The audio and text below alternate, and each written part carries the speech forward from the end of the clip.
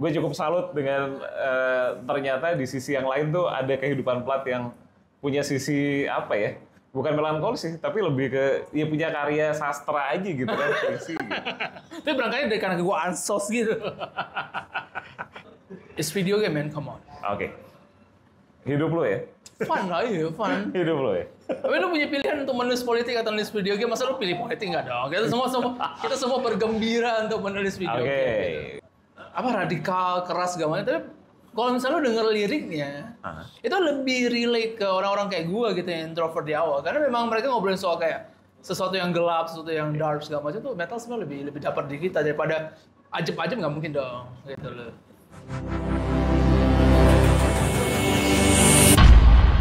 Gizmo Talk Podcast by Gizmology.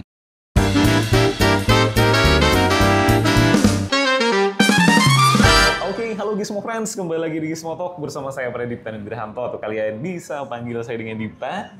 Dan di episode kali ini, sosok di sebelah saya mungkin kalian lebih akrab sama artikelnya, sama postingannya. Atau mungkin sama, belum. Kalau game yang dibikin nanti di episode berikutnya kita bahas. Tapi kita mau ngomongin media game, kalau kalian gamer gitu ya Gizmo Friends, mungkin pernah membaca artikelnya. Atau pernah melihat postingan-postingannya di page sebuah media. Ya, betul. Ada Pladido Santosa di sini. Oke. Halo. Oke, kita kalau mau udah sama Plat, artinya kita mau ngomongin soal media game. Silakan. Lo di industri media berapa tahun sampai tahun 2025? Lebih dari 10 tahun kan? 14. 14. Dari tahun 2011. Iya, 2011. Dan ini mungkin sebagian fakta buat nggak cuma Gizmo Friends yang gamer ya. Kayaknya yang bukan gamer, yang gamer aja mungkin belum tentu tahu kalau Plat sebenarnya dulunya tuh penulis buku, ya kan? Ibu kan. Ada fisiknya kan? Nggak ada, ibu doang. Itu ibu doang. Yang puisi itu nggak ada fisiknya? Nggak ada, ibu doang. Oh, oke. Nah makanya itu ya, yang menarik. Kenapa gitu. harus diungkap gitu? Karena itu nggak ada game-gamenya sama sekali. Kenapa lo di awal karir penulisan lo nggak langsung menulis game? Karena memang nulis di awal kayak nulis puisi atau cerpen itu bukan karena gue pengen gitu. Memang karena I would say di masa-masa dewasa awal atau di remaja akhir tuh gue memang introvert mampus. Oke. Jadi gue tidak punya, bukan keberanian tapi ruang untuk mengekspresikan apa yang gue pikirin. Jadi gue mencurahkannya lewat puisi sama cerpen. Nah ketika udah dikumpulin terus gue ngeblog terus banyak yang lumayan kayak komentar, oh positif bla bla, terus gue coba. Di era itu ada kayak semacam perusahaan startup namanya Evo Litera or something. Jadi mereka berusaha compile blog terus mau jadi ebook gitu loh. Jadi ya gue kesana terus mereka terima ebook gue ya udah jadi ebook gitu. Isinya alay memang. Tapi saya bangga gitu. Gak usah penulisnya, maksudnya sebagai seorang yang kenal sama seorang Mas Plat gitu ya. Gue cukup salut dengan ternyata di sisi yang lain tuh ada kehidupan Plat yang punya sisi apa ya? Bukan melankolis sih, tapi lebih ke ya punya karya sastra aja gitu kan, puisi gitu. Tapi berangkatnya dari karena gue ansos gitu. Iya kan? Nah, ini fakta yang lain juga, Plat itu dulu main game dari zaman SD. Ya, SD gue. Dan waktu itu difasilitasi ya sama orang tua. Iya, sama bokap dulu. Buat yang belum tahu, Gizmo Friends, Plat tidak datang dari Jakarta, tapi dari sebuah kota kecil di Pontianak, Kalimantan Barat. Gitu. Lo main dulu dari zaman arcade ya? Dari zaman arcade. Arcade tuh sama Dingdong sih orang Dingdong. Kalau generasi milenial atau 90-an pasti akrab lah 80 90. Akrab sama yang namanya Dingdong. Kalau sekarang arcade tapi sekarang juga udah jarang ya. Ya udah jarang banget, di time zone doang gitu, nggak ada lagi ruang khusus buat main arcade, udah nggak ada. Bioskop udah nggak ada kayak gitu. Bioskop udah nggak ada lah, yang premium dulu. Mainnya Tekken. Mesin Dingdong itu, Gizmo Friends dulu koinnya 100-an ya? Iya. Gue pengen wayang. Oh, berarti lu udah yang lebih kesini lagi. Oh, ya, okay. Karena sebelumnya 100-an dan dulu banyak premannya, bener ya? Iya, preman banyak banget gila. Banyak kejadian pemalakan di venue area Dingdong. Ya, lu mesti dijagain sama orang tua harus aja dijagain gitu. Orang tua. Dan lu main sama bokap dulu ya? Iya, memang bokap. Game apa sih dulu yang ada yang tamat gak game di arcade? Ya nggak ada pastinya gitu, karena zaman era itu ya paling datang terus kan bokap sering jemput sekolah, jadi di depan mesin arcade tuh ada kayak tempat jus alpukat gitu lah, enak banget gitu. Jadi tiap kali beli jus alpukat terus ntar baliknya baru main arcade. Paling 5 game, 6 game terus ya balik gitu. Tapi Game ya apa? Game apa? Street Fighter ada dulu, terus ada game kayak Mega Man zaman dulu juga yang tapi bukannya arcade ya, tapi kayak fighting or something gitu gue ingatnya. Jadi yang kayak gitu. Oke. Ini jadi menarik karena kirain itu plat sebagai, kalau yang mungkin kalian tahu dan gue tahu juga gitu ya, plat itu seorang yang kalau main game nggak pernah level easy gitu. Jadi kalau kirain dari zaman arcade itu ada yang bisa namatin pakai 1 koin dan Ya enggak lah, gila. Bokap gue mau ngombe kapan? Gue usah dipak gitu. Ya 1 koin kan ada, soalnya ada teman gue, dia 1 koin tuh bisa sampai tamat. Misalnya kayak main Street Fighter gitu. Dia kalau main apa dulu tuh yang single player dia bisa sampai tamat. Maksudnya kalau di Pontianak paling enggak ya? Kalau misalnya lu coba sekali tuh 5 menit udah ada yang kayak, siapa lu gitu. Ada yang udah hilang gitu, nggak bisa tamat. Gangguannya bukan dari Bukan dari kitanya, tapi dari iya, paham. Geser kamu geser, aku yang main. Oke. Nah, sekarang balik lagi setelah lu menulis buku itu, lu apa yang membuat akhirnya masuk ke industri media? So, basically tidak ada yang direncanakan sama sekali. Gue sempat nganggur hampir 6 bulan setelah lulus. Lu kuliah di sebuah kampus di Jakarta ya? Iya, di Jakarta. Jadi gue kuliah psikologi gitu. Pindah ke Jakarta gara-gara apa? Karena gue pengen kuliah psikologi. Di Pontianak nggak ada psikologi. Iya. Tapi kenapa akhirnya milih kampus itu? Karena sesuai dengan dana yang terada. Kan negeri ada dong. Gitu gue tidak sampai sepintar itu. Gue tidak sepintar itu saya. Jadi ya pas itu ya lulus terus gue pengen kerja. Terus gue dapet tuh kantor. Oke. Kayak perusahaan kapal Saudi itu jadi general affair. Harus pakai kemeja, bangun pagi-pagi, gue nggak kuat. Gitu loh. Terus gue udah nganggur lama, gue dengan berhati ngomong ke bokapnya gue kayaknya nggak kuat deh beginian. Gue bilang, kalau gue... Itu di Jakarta kan? Kerjaan pertama itu di Jakarta? Jakarta. Di Ciputat gue mesti ke Sudirman segala macam tiap pagi. Lu tinggal dulu di Ciputat ya? Iya. Terus ya akhirnya, ya udah gue cabut. Bokap nyokap mengerti. Mereka masih di Pontianak? Enggak, di Jakarta. Terus ya di situasi itu gue nggak sengaja ketemu sama teman media zaman-zaman Chip yang keluar pengen bikin media baru. Terus gue masuk ke sono gitu, dan bahas video game. Oke. Jadi memang semua kebetulan dan tidak ada yang direncanakan sama sekali. Nah, tapi apa yang membuat lu bertahan lebih dari 1 dekade? It's video game, man, come on. Oke. Hidup lu ya? Fun lah, iya, fun. Hidup lu ya? Tapi lu punya pilihan untuk menulis politik atau menulis video game, masa lu pilih politik nggak dong?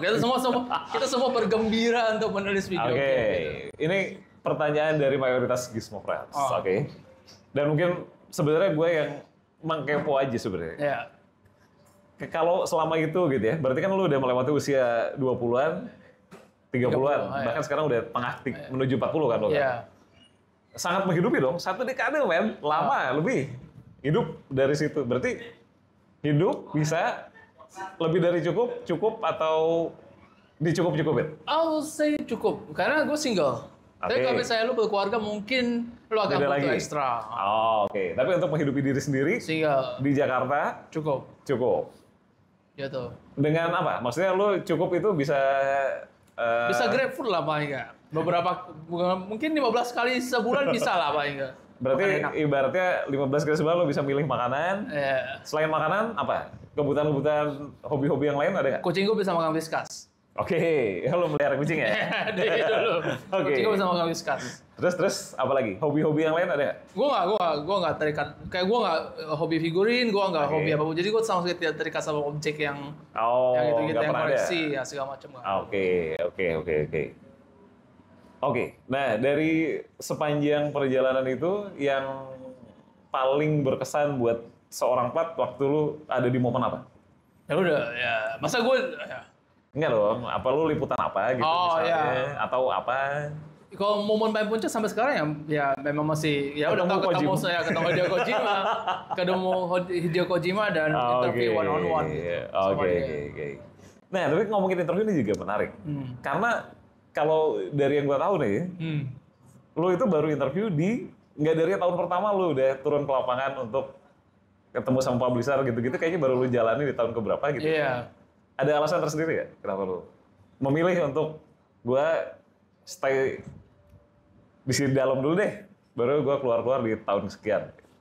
Ya, karena seperti yang gue bilang tadi, kenapa gue bikin ebook, karena di awal memang gue rada-rada introvert mampus. Jadi ketika, tapi memang ya manusia memang bisa berubah. Tapi di awal ketika gue baru eksis kerja, memang introvertnya itu masih sangat menguasai gitu. Jadi gue masih enggak, kalau gue bisa pergi, gue nggak usah pergi gitu. Tapi kalau misalnya ketika, even gue baru bikin paspor dan mulai terima invitation keluar tuh mungkin udah sekitar 7 atau 8 tahun masuk sebelum pandemi berarti ya?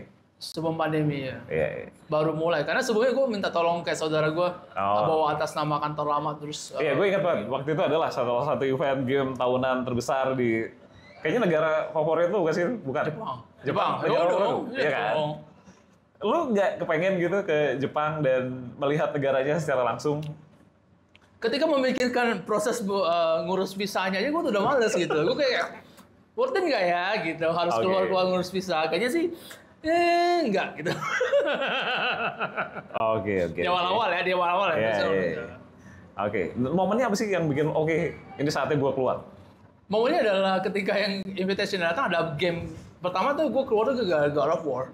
Oke. God of War yang ke Singapura ya? Iya, yang ribut kan. Terus gue kayak, gue kayaknya mesti cobain langsung. Jadi gue langsung kayak, this is the time. Gue mesti keluar, gue mesti cobain God of War. Ada kesempatan interview juga sama orang Sony Santa Monica. Di kala itu, so gue langsung, udah di saatnya gitu.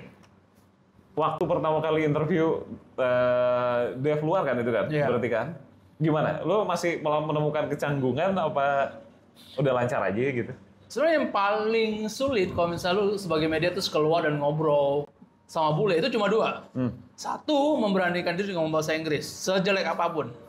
Sepatah-patah apapun. 2, cebok pakai tisu. Udah itu doang. Kalau sudah bisa cebok pakai tisu dan ngomong bahasa Inggrisnya berani, lu bisa kemana saja. Asal lu berani aja bacot-bacot bahasa Inggrisnya sih. Itu aja sih. Singapura tapi nggak pakai tisu kan? Ada dong, ada hotel yang pakai tisu ya? Pakai tisu, ada yang siram, ada yang tisu. Oke. Tapi soal berbahasa, lu sebagai orang yang introvert aman-aman aja? Di kala itu yes, gue memaksakan. Memang. Jadi memang ada saat kaprah soal introvert tuh ansos enggak. Kita punya energi untuk extrovert. Cuma kita rechargingnya lama menyendiri gitu. Bukan berarti kita ansos gitu, enggak gitu. Oke. Nah, tapi kalau ngomongin introvert dan ansos tadi, mumpung di situ ya, sebelum kita lanjut ngomongin game, ada satu fakta lain yang mungkin Gizmo Friends juga belum tahu, dan mungkin juga gue salah. Plat adalah seorang penyuka musik metal. Gue udah metal. Iya kan? Makanya itu yang, ini yang unik juga nih. Biasanya kan kalau penyuka metal gitu, dia akan, orangnya suka keluar, gitu ya, suka bersosialisasi gitu. Lu dari kapan itu suka? Sebenarnya kalau suka metal memang jadi ada bawaan abang gua tuh dari zaman kayak Black Albumnya Metallica tuh udah sering denger di rumah terus masuk ke gua gitu. Tapi tapi gua rasa ada semacam apa ya? Ada semacam persepsi kalau soal tuh orang metal tuh kayak radikal, keras segala macam. Tapi kalau misalnya lu denger liriknya, itu lebih relate ke orang-orang kayak gua gitu yang introvert di awal. Karena memang mereka ngobrolin soal kayak sesuatu yang gelap, sesuatu yang dark segala macam tuh metal sebenarnya lebih dapat di kita daripada ajeb-ajeb nggak mungkin dong gitu loh. Ya udah dong. Iya, benar. Tapi yang menariknya nih, Gizmo Friends, di sisi lain, selain suka metal, tapi di sisi lain lu mengakui diri lu seorang penyuka Jepang atau seorang wibu?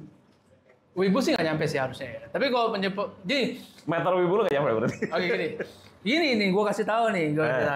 Kalau lu suka metal, ketika dunia baru udah nggak ngasih lu, zaman dulu ada namanya Visual Kei.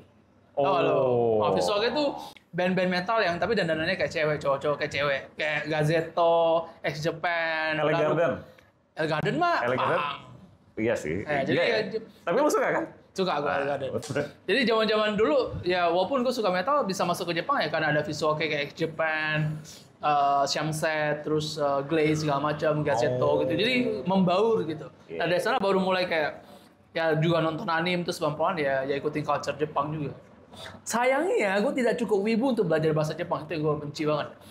Gue tuh kadang-kadang ngerasa kayak kok Gue wibu tapi nggak sewibu itu belajar bahasa Jepang. Gue kayak nyesel gitu loh. Oke. Wah. Oke. Oke.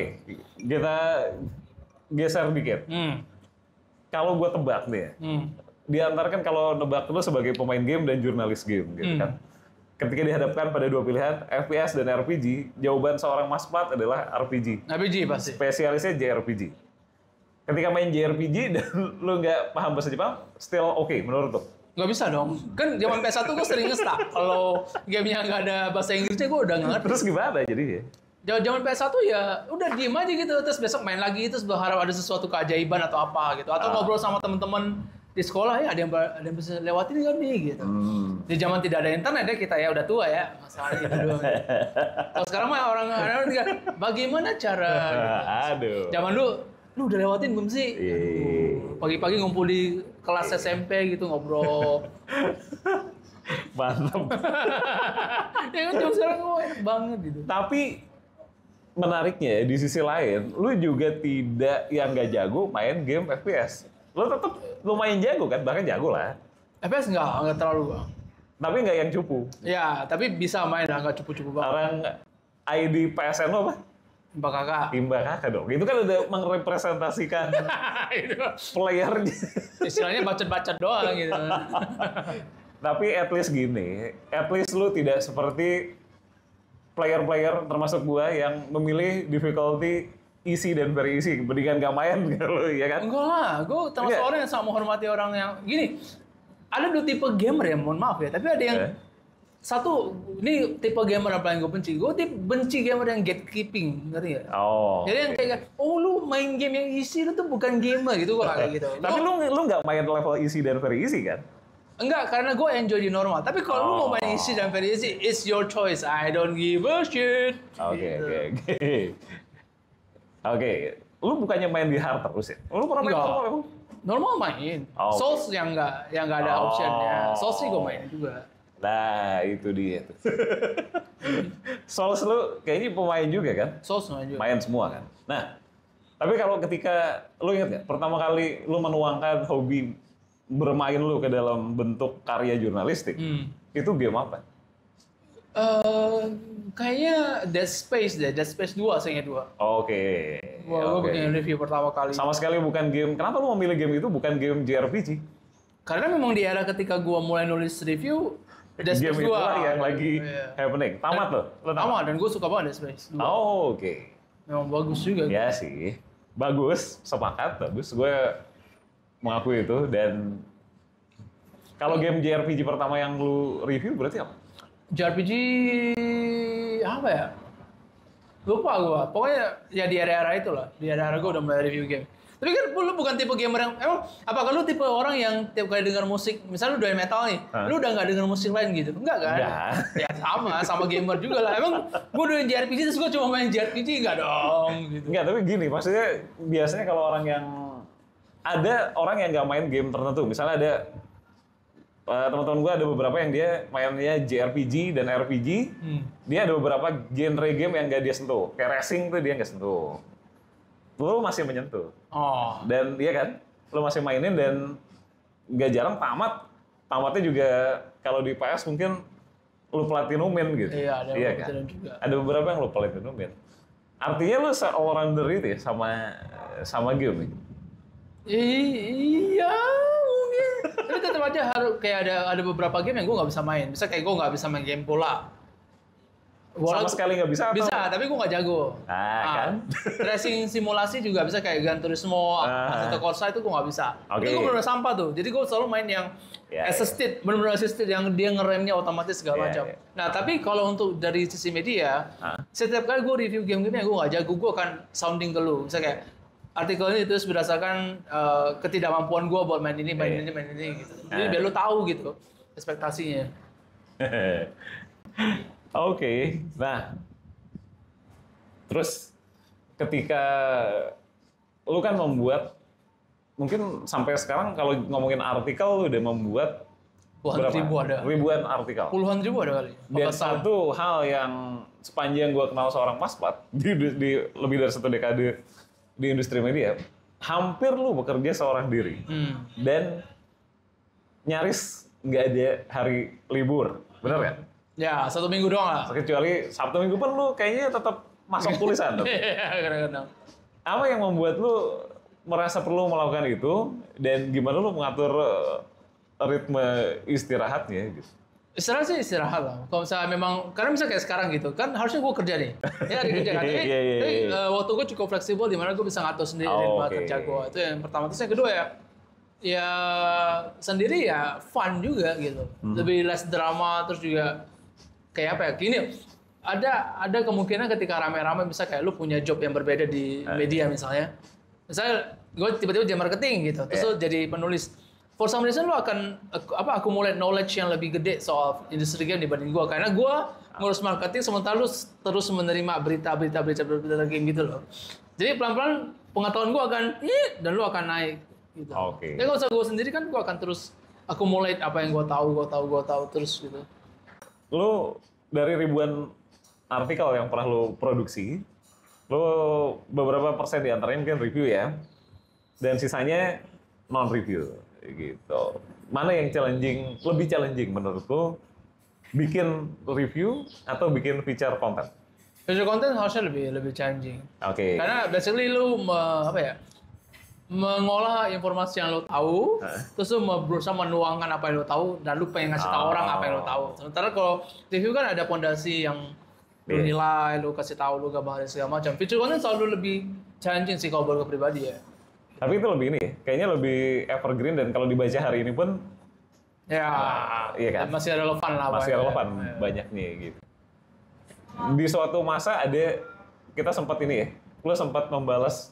Ya, gue sempat bekerja di sebuah media dan lu sempat mengcounter, bukan gue yang nulis ya artikel itu, cuman lu mengcounter artikel gitu kan. Seru banget pada zaman itu, Gizmo Friends.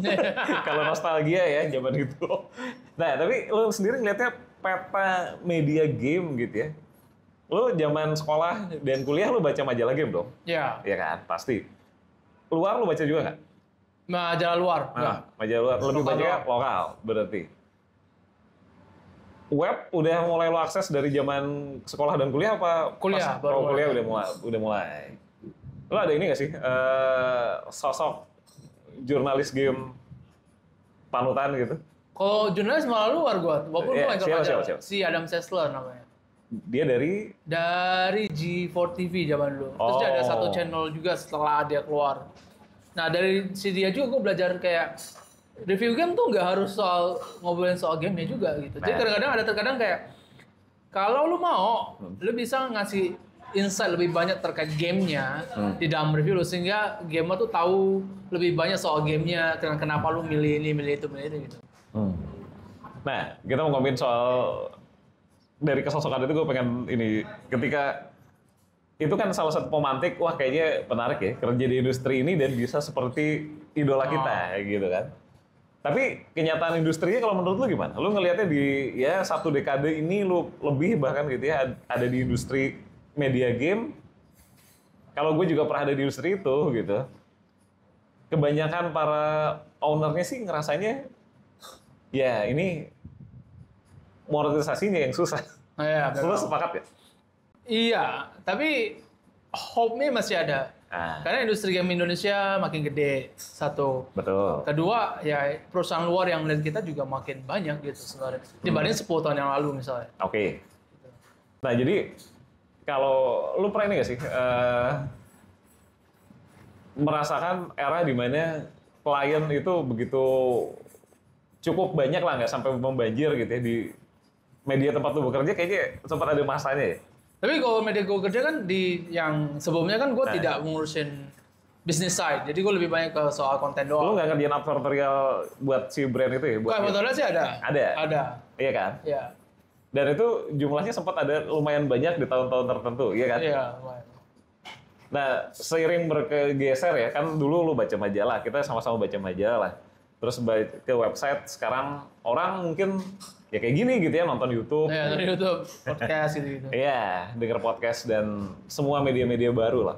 Lu sendiri mencoba adaptif ke situ atau tetap menjadikan kayak Gizmologi sebenarnya kan masih ada website-nya juga dan masih jadi source of information gitu. Kalau lu sendiri di game ngelihatnya gimana nih? Apakah memang web masih ada peminatnya dan peluangnya sebenarnya? Sebenarnya kalau sekarang kan lu ngejalanin web kan, gitu. sama Kokang Gaming kan? Iya.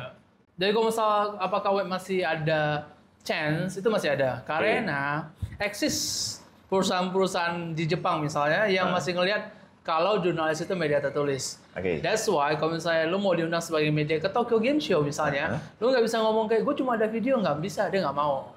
Betul. Lu kalau jurnalis kan, kalau lu mau jurnalis lu masih nulis gitu. Nah itu masih ada tanggapan gitu, kita masih survive. Terus perusahaan-perusahaan gede juga masih ada yang anggap kalau media tertulis dan media influencer yang video tuh beda, budgetnya segala macam. Jadi tetap dialokasikan, masih ada harapan lah. Gitu. Nah kalau misalnya kenapa gue nggak video dan kenapa gue masih tertulis ya karena memang tangan gue lebih bagus daripada mulut gue. Mulut gue tidak bisa mengekspresikan sebaik apa yang gue bisa tulis, itu aja sih. Oke. Jadi gue masih belajar juga. Gitu. Tapi sejauh ini kan belum setahun berarti lo ya di Kokang Gaming. Lo untuk kedua kalinya merintis sesuatu dari nol berarti kan? Apa bedanya yang lo rintis sekarang sama katakanlah 14 tahun lalu? Ya sekarang ya udah pasti akumulasi experience, koneksi segala macam sama 14 tahun terakhir ya bisa gue manfaatkan sekarang. Jadi gue tidak lagi merangkak gitu. Gue sekarang mulai dengan berjalan paling enggak. Karena gue udah ngerti, sama lu gue mesti ini, gue kalau gini. Saya sudah pengetahuannya lah. Berarti optimizing SEO dan lain-lain, lu juga mengimplementasikan itu? Ya iya sekarang, lumayan. Mau gimana lagi ya? Lumayan, iya. Tapi dulu ya, yang menarik dari seorang plat yang mengaku introvert gitu, dia bisa menciptakan community-nya sendiri, Gizmo Friends. Setidaknya di media yang dulu ya. At least tuh banyak, ya, lu sadar atau enggak, atau memang lu konsepkan gitu ya. Dulu sampai ada istilahnya bla bla bla malam. Itu memang lu konsep atau memang terbentuk secara organik aja? Memang konsep. Oh, lu konsep? Konsep, karena di era ketika, ya nggak apa nyebut Jagaplay nggak apa, cuman di era ketika gue masih kerja di Jagaplay dan di sosmed ya, itu gue, kayak, lu ngerti gak sih, kayak lu suka sama sesuatu tapi nggak ada yang expose, ngerti gak? Kayak, ini cosplay cakep nih. Tapi kok nggak ada yang tahu sih gitu loh, jadi ya pelan-pelan misalnya kayak, pagi gue kasih yang sopan, nih ada cosplayer. Tapi for some reason menurut gue ya, at least dari 10 tahun yang lalu, 15 tahun yang lalu, sekarang culture-nya cosplay jauh lebih ngetop daripada dahulu kan sekarang. Jadi gue lumayan bahagia gitu. Tapi convert gak sih orang-orang yang akses itu, konten-konten di media sosialnya, convert ke jadi pembaca artikelnya nggak sih? Sejujurnya gue nggak peduli sih. Oke. Yang penting rame dan fun gitu. Karena buat apa ya, lu bikin page gaming tapi nggak fun gitu. Oke. Lu lakukan hal yang sama nggak sih di Kokang Game? Amat, tentu. Dan udah kebentuk lagi? Pindah dari yang dulu? Enggak, gue rasa nggak semuanya pindah. Karena, maksudnya ketika event lu berusaha mengexposure diri lu pun tidak akan sampai segede yang lu mau gitu. Karena cuma yang beberapa yang kenal sama gue doang. Tapi at least lu udah melakukan strategi. Karena rasa cinta gue pada cosplay dan cosplay tidak berubah gitu. Malah makin cakep gitu. Lu spesifik dari Jepang aja atau dari... Mostly Jepang. Tapi kalau ada bule yang cakep, sure. Dan lu menemukan source-nya emang Twitter, kan? Oke. Tapi lu nggak pernah ini kayaknya bikin wawancara sama cosplayer kayaknya belum pernah ya? Nah, karena tidak ada kesempatan. Nomor satu, gue juga bingung mau nanya apa. Karena gitu, sini gue cosplayer nih, cakep, seksi nih. Gue mau tanya apa? Mbak, pakai baju apa? Saya pakai baju anime ini. Bikinnya gimana mbak? Udah selesai, terus gimana nih? Masa 5 menit doang? Gak bisa pertanyaan ya? Iya, gue kagak tahu mau nanya apa gitu. Mbak anime, suka nonton anime apa mbak? Ya, udah selesai. Gitu. Jadi lebih baik berhenti di foto, karena cakep-cakep. Oke. Lu mau koleksi foto-foto itu? Apa? Mau koleksi foto-fotonya? Enggak lah, anjir, enggak. Gue nggak se-creepy itu. Gue creepy tapi nggak se-creepy itu. Terima kasih. Tapi ini ya, secara nggak langsung lu membentuk komunitasnya berhasil, at least ya. Udah pernah berhasil dengan caranya gimana ya. Itu kembali lagi sama metode lu lah. Dan masih beririsan kok sama industrinya gitu kan. Toh lu nggak mencomot cosplayer yang nggak dari game mana, terus nggak kan. Lu tetap masih anime, ada industri kan. Iya, paling nggak masih ada irisannya gitu. Dan sekarang udah jalan hampir setahun lo di Kokang Gaming nih. Strategi lo buat ini udah mau akhir tahun nih. Tahun depan lo akan melakukan apa nih? Ya itulah jeleknya gue juga. Gue mengalir aja gitu. Oh, oke. Jadi gue nggak pernah kayak, even di era zaman dulu gue nggak pernah kayak, oh gue di tahun kelima gue akan harus keluar dan wawancara sini bla bla bla, gue nggak ada. Semua flow gitu. Tapi lu setiap tahun media kan biasanya tiap penghujung tahun tuh ada raker gitu, rapat kerja buat planning periode berikutnya mau bikin program A, B, C, D. Lu melakukan hal yang sama nggak sih? Meskipun lu kerja sendirian? Even bareng. Sekarang sebenarnya sendirian sih nggak, karena gue ada owner yang ini ya, Singapura. holdingnya ya? Ya ada si networknya, kita based on Save Point Gaming di Singapura gitu. Yes. Nah, ya sementara kayaknya si bos gue juga tahu kalau kita baru setahun, jadi kita nggak usah yang terlalu ambisius, yang masih kayak bangun basis, kenalin orang, kita mau ngapain segala macam gitu. Ya mungkin suatu saat, tapi untuk saat ini masih awal banget. Tapi undangan-undangan kayaknya udah mulai ini. Lu udah mulai jalan lagi. Udah jalan lagi. Ya.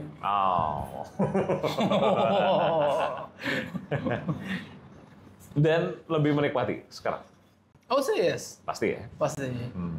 Oh iya, sama lu bekerja di rumah sekarang. Ya, kalau di ini rumah kan gua. pembedanya juga gitu, Friends. Yeah. Di tempat sebelumnya, Plat adalah orang yang tidak pernah pulang ke rumah, dan sekarang nggak pernah keluar rumah. So basically, gue kan sebenarnya pas udah cabut dari kantor kan, terus gue bilang, ini mau tinggal apa? Gue udah mau kos aja lah gitu. Terus gue ngungsi dulu ke rumah abang gue. Abang gue ternyata ada kamar kosong. Terus gue tanya, ini gue tempatin boleh nggak? Boleh kantor gue gitu. Dia bilang, ya udah boleh, nggak apa-apa. Terus gue bilang, ini gue nyalain AC 24 jam nih. Gue perlu bayar dulu nggak? Dia bilang, oh nggak apa-apa, kalau 24 jam AC dong. Oke, ya udah. Gue mah langsung bahagia gitu. Wah, gitu. Internet ikut? Enggak, internet gue bayar sendiri. Internet lu pasang internet sendiri ya? Oke.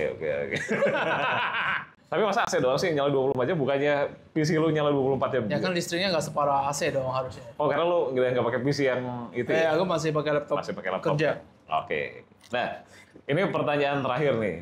Dan berhubungan sama, lu tadi kan bilang media game Indonesia masih ada potensinya. Mau bentuknya website, mau bentuknya video, kayak teman-teman TLM gitu ya, anak tua gitu. Nah, menurut lu, soalnya kalau menurut mereka ini dan juga pelaku media game yang lain, jujur gue di titik hari ini sih media game yang tidak e-sports itu udah hampir bisa dibilang tinggal lu doang. Ya, yang bisa dibilang ya, maksudnya tinggal sosoknya juga yang teringat, wah tinggal Mas Plat doang nih. Masih ada, ini buat para generasi penerus ini, regenerasinya, masih ada celah nggak sih buat anak-anak baru nih, Gen Z, Gen Alpha, mereka pasti suka main game, di luar e-sports ya. Masih ada celahnya nggak kalau mereka mau masuk ke media gitu? Bisa lah. Lu lihat, dia masa kayak TLM kan nggak terlalu e-sport juga dong. Enggak. Tapi mereka growing kan. Tapi Aldo sendiri bilang, nggak usah lo, Sony sih. Si Aldo kenapa? Kenapa dia kenapa? Aldo sama Sony udah menekankan kalau Sony-nya TLM ya, bukan Sony PlayStation. Nggak usah lah lo, perjuangan kita berdarah-darah dulu. Karena ya memang udah red ocean banget.